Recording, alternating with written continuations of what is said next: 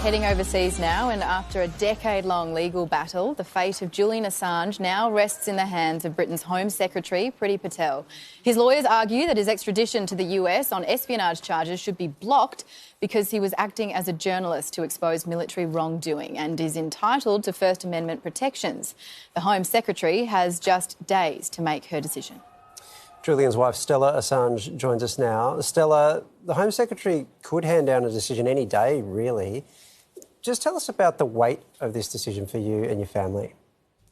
Well, the decision comes at a time when the case is purely political. It's not in the hands of the courts, and this has always been a political case.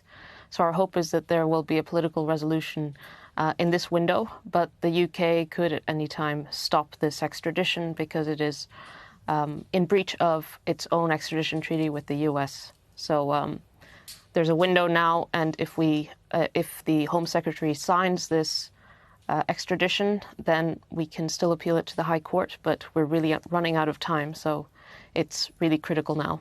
Well, we are in the midst of an election right now, and Labor has said that they do believe that the case has dragged on for way too long, and if they were elected, they would encourage the US government to bring the matter to a close. We did reach out to the Liberal Party, but we didn't receive a response. Do you think that the outcome of this election will have an impact on the support that is offered to Julian?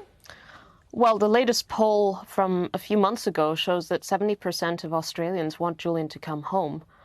The incoming government, whichever it is, has to, give expression to the will of the Australian people. We're not just talking about a case that has dragged on for over a decade. We're talking about an extradition to the United States, which is the country that has plotted to assassinate Julian. He should be free. He should not have spent a single day in prison. He is being prosecuted for journalistic acts, for exposing war crimes, for exposing gross human rights abuses for which no government or no US military personnel has been held to account. And it is the country that he exposed that is now trying to extradite him to face 175 years in prison. He is an Australian citizen, and the Australian government should stand up for Australian citizens, especially when they are being treated unfairly, when they're being persecuted, when they're being hounded, and when there are murder plots against them. Stella, you and Julian did tie the knot in March at Belmarsh Prison. What are your hopes for your future together?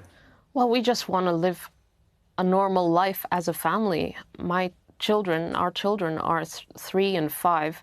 That's 5 years of our eldest's birthdays, when we just had a birthday a few days ago, that Julian has not been able to be a part of. But what helps is having the vision of what we will have once he is free, which is being able just to sit down, have a meal together, go for a walk, come to Australia.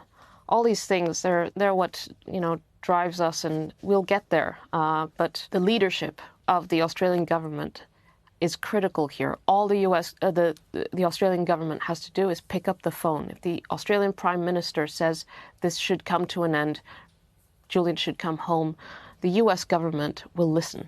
Some really big days ahead, Stella. Thank you so much for your time. Thank you.